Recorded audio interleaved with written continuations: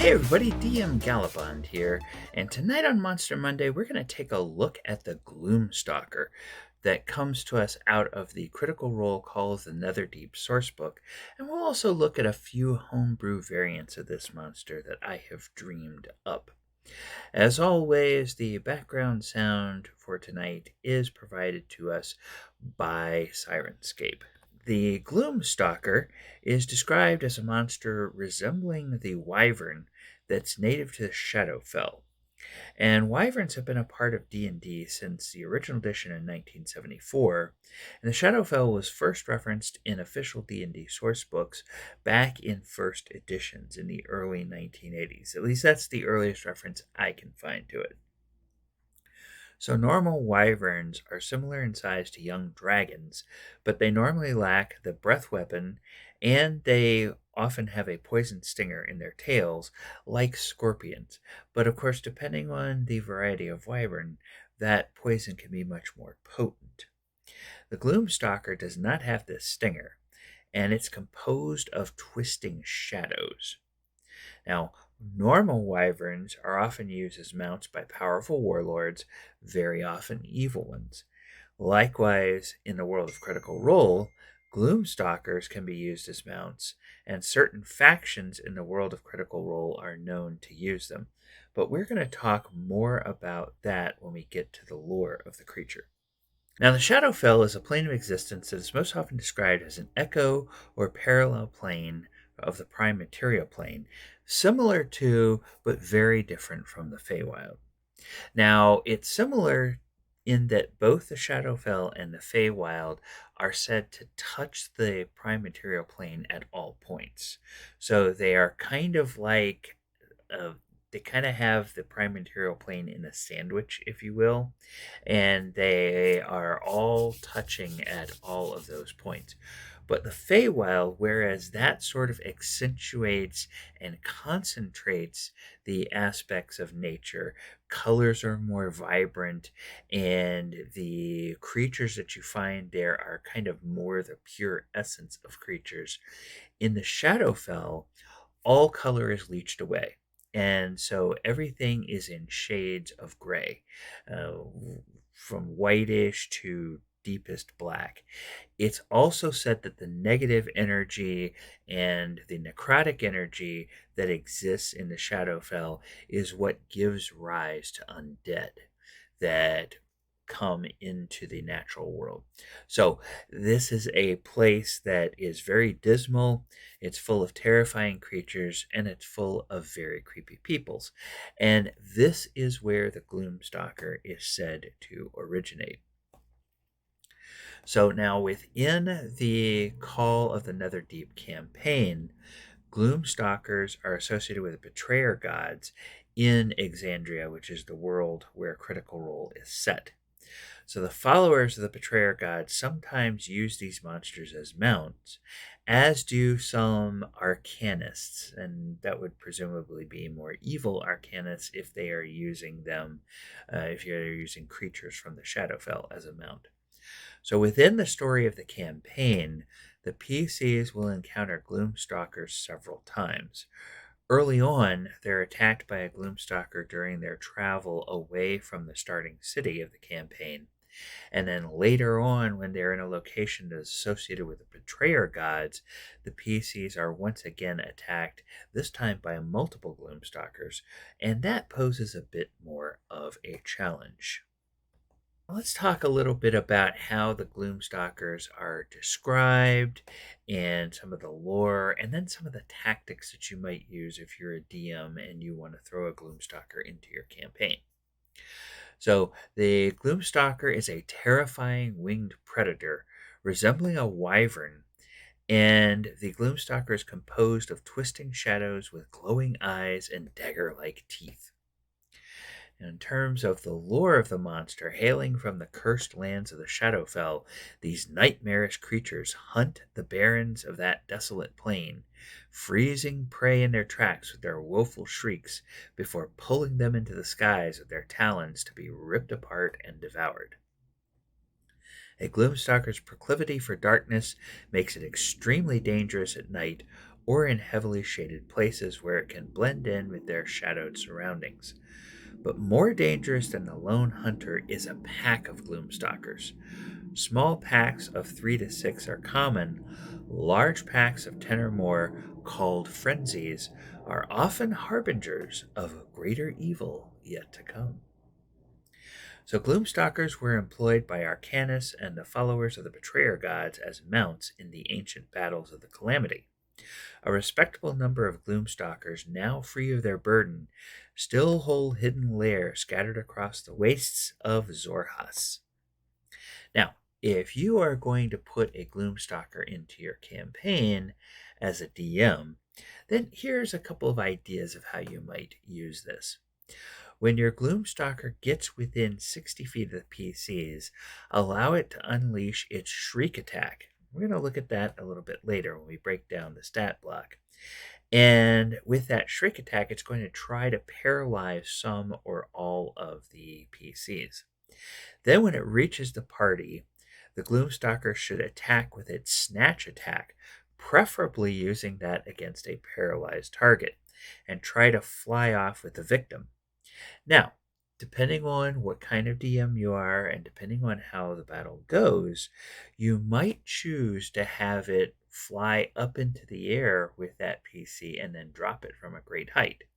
So that way, it would take damage from the Snatch attack, and then it might take damage from the fall attack, especially if it's paralyzed, unless somebody else has the presence of mind and is not under assault themselves and is able to do like a feather fall or something on the person that is falling.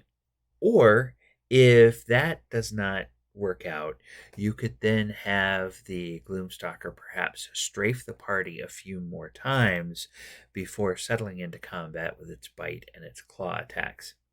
Now, the Shriek attack that it has, it's a recharge attack, so it can use it multiple times, and it is not one of those monsters that when you save against it once, you're immune to it.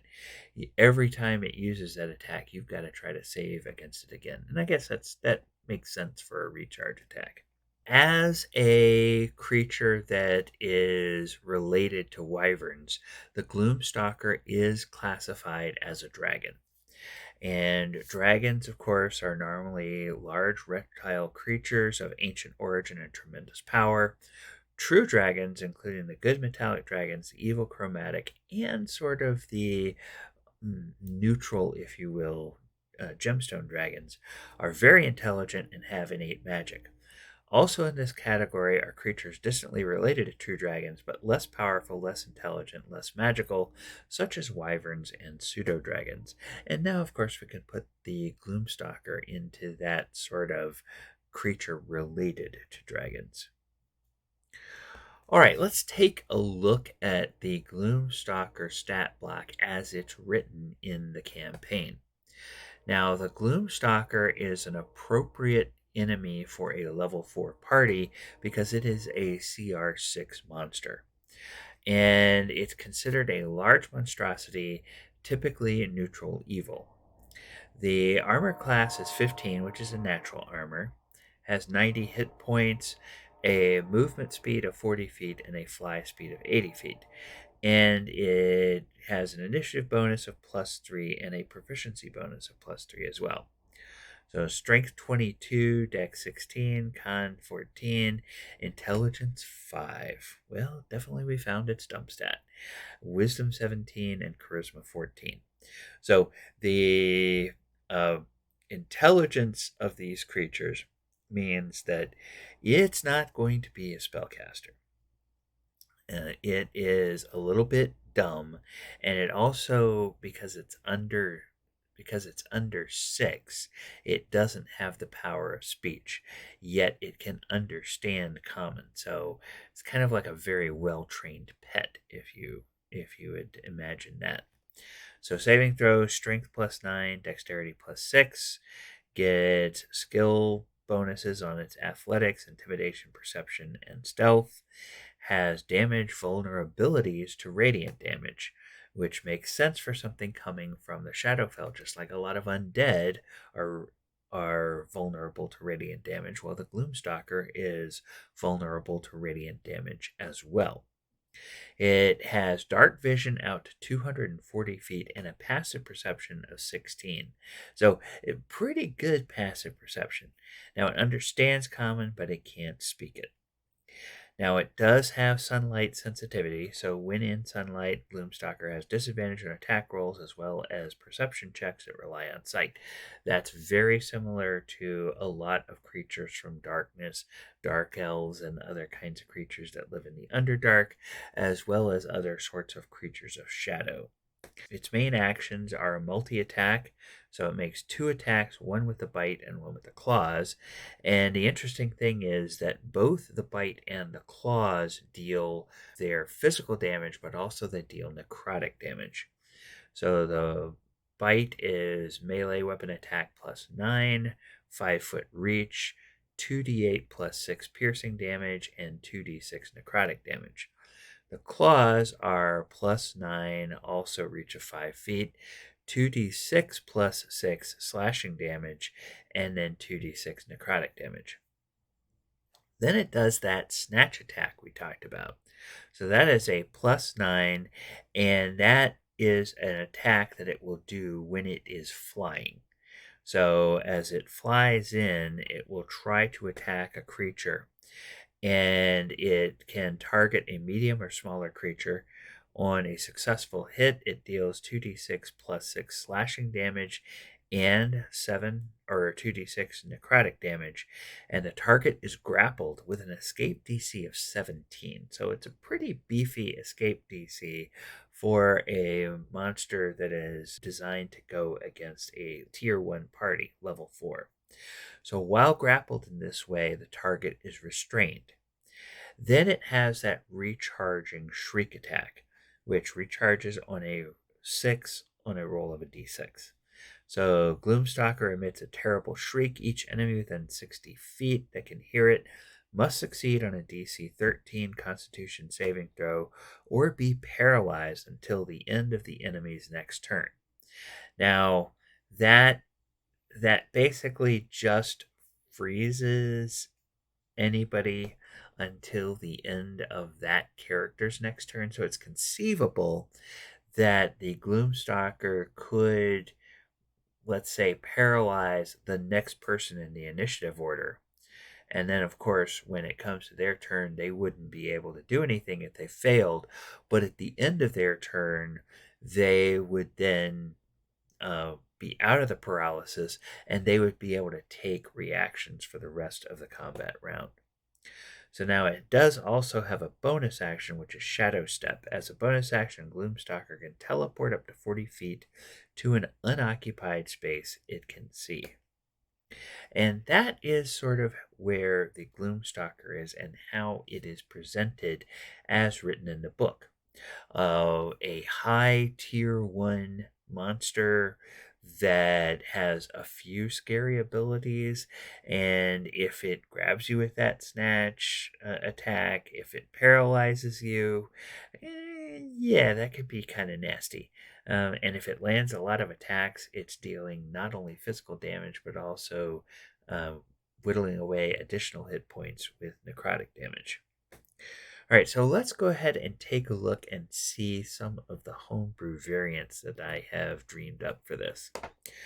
The tier 2 version of the Gloomstalker is a monster that I call the Gloomstalker Boss. Now, it is something that I think would be appropriate to throw against level 10 characters. Level 4 is just at the top end of tier 1, so level 10 is at the top end of tier 2. Now we have armor class of 17, 190 hit points, same speed, CR 13, and a proficiency bonus of plus 5. Now the intelligence stays the same, the strength stays the same, the dex and the con are both 16, wisdom 17, charisma 14. Its attack bonus is plus 11, damage bonus plus 6. And this one now gets 3 attacks in its normal round. So 1 bite and 2 claws. and the bite is plus 11 and deals 2d8 plus 6 piercing damage and 2d6 necrotic damage. The claws, plus 11 to hit, 5-foot reach, 2d6 plus 6 slashing, and 2d6 necrotic damage. And then it's still vulnerable to radiant damage, and it resists necrotic damage, and it also resists damage from non-magical weapons that are not adamantine. So it still has that snatch attack, and it has the shriek attack, but now notice that the shriek attack recharges on a 5 or a 6 instead of just recharging on a 5. Also notice that the DC for the snatch and the DC for the shriek are tipped up just a little bit. The snatch DC, grapple escape, goes to 18, and the shriek constitution save goes to 15. And then it still has the shadow step where it can go 40 feet. So that is the tier 2 homebrew version of the Gloomstalker. A few more attacks, a little bit tougher to resist some of its special attacks, and then it has a couple of additional resistances. All right, now the tier 3 version, which I imagine would be good to throw against a level 14 party, is the Gloomstalker Lord. Once again, our armor class and hit points go up a little bit. The CR is now 19, proficiency bonus plus 6. We have a similar stat block. The intelligence has bumped up a tad. Also notice the constitution has bumped up a tad as well.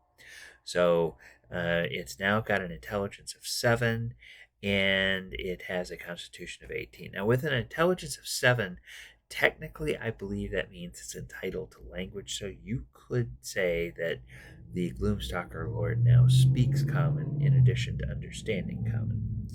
The attack bonus is plus 12, damage bonus is still plus 6. Now it still has 3 attacks, but now notice that they are starting to do a little bit more damage.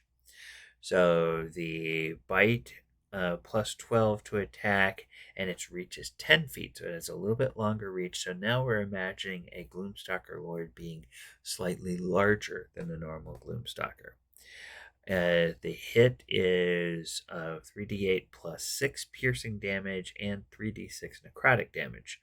And then it still has the 2 claw attacks, so plus 12 to hit, 5-foot reach, and 3d6 plus 6 slashing, and 3d6 necrotic. It's vulnerable to radiant damage. It resists damage from non-magical weapons that are not adamantine. And now the tier 3 version is completely immune to necrotic damage. So that is something to keep in mind there. Still has the snatch ability. Again, a little bit more damage that it does. A little bit tougher to escape the grapple. The shriek recharges on 5 or 6, and it now has a longer range. So instead of a 60-foot range, it's a 90-foot range. And notice that even though the DC save is 15, just like the tier 2 variant, now that paralysis lasts for a minute. But of course, at the end of every turn, or the end of the creature's turn, it can attempt to save out of that. So it gets a saving throw every round. It's not like you're paralyzed and then you're just stuck for a minute. And then the shadow step is the same as a bonus action, except it now allows it to move 60 feet instead of 40 feet. So that is the tier 3 variant, the Gloomstalker Lord. All right, so now we're going to get to the tier 4 variant. This is a monster that I call the Great Gloomstalker, with a nod to Charles Schultz, Charlie Brown. This is a monster that you can throw at a level 18 party. Armor class and hit points are both elevated a little bit. Speed is the same. Challenge rating is 22. Proficiency bonus is plus 7. Now, the strength has bumped up to 24, dex bumped up to 18, constitution bumped up to 20, intelligence bumped up to 9, and wisdom and charisma remain the same. So the attack bonus is plus 14, and the damage bonus is plus 7. So it still has 1 bite and 2 claws, plus 14 to hit, 15-foot reach with the bite, and 10-foot reach with the claws. So the bite delivers 48 plus 7 piercing damage and 46 necrotic. The claws deal 46 plus 7 slashing damage and 46 necrotic damage. So it's still vulnerable to radiant damage, resists damage from non-magical weapons that are not adamantine, and it's immune to necrotic. So then the snatch is also a plus 14 to attack, deals 46 plus 7 slashing damage, plus the 46 necrotic damage, and the target is grappled, and that escape DC has again jumped up to 20. The shriek now recharges on a 4 to 6 instead of a 5 to 6, and every enemy within 90 feet that can hear it must succeed on a DC 17 Constitution saving throw, so that's elevated a little bit. Paralyzed creature can repeat the saving throw at the end of each of its turns, which ends the effect. And then the Shadow Step still is there as a bonus action and allows the monster to teleport up to 90 feet to an unoccupied space.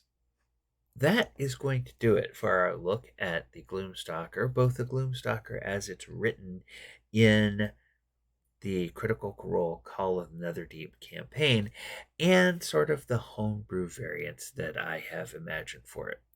What do you think of these homebrew variants? Do you think these are something that you might use? Even if you don't think you might use these, I hope it's given you some ideas of maybe ways you could modify this monster that might make more sense for your campaign. I have been DM Galabond, and I do have 3 live streams that I do most weeks. The Planeswalking game we do Sunday afternoons, 2 p.m. It's a Walker of Waterdeep. The Sword Coast Chronicles is our 5th edition survey game where we tell a homebrew story, but we weave in and out of the storylines of the various published 5th edition campaigns. That is on Wednesday nights at 8 p.m. And then we have our 2nd edition game, Saturday Night Greyhawk, which is a game that we play most Saturday evenings at 7:30 p.m. And all of those times are East Coast US. Now, all of the live streams are over on the Twitch channel, and all of the archives of all the live streams are right here on the YouTube channel. So you can look for the playlists by the game, and you can find those there. We also have a Patreon, so if you want to help us create more content, you can do that by joining us over on patreon.com/DMGalabond. Now, next week, we are going to continue our look at monsters from the Critical Role Call the Netherdeep sourcebook by looking at the Light Devourer. And this is another one of those underwater monsters. So we'll think about how we might want to modify that to throw different variations of that at different tiers of adventuring parties as well.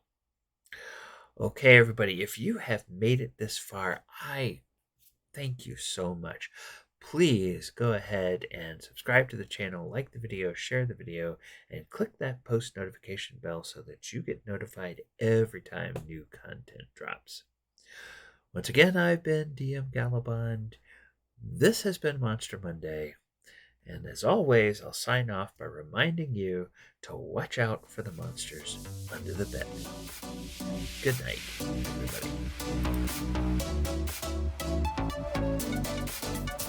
everybody.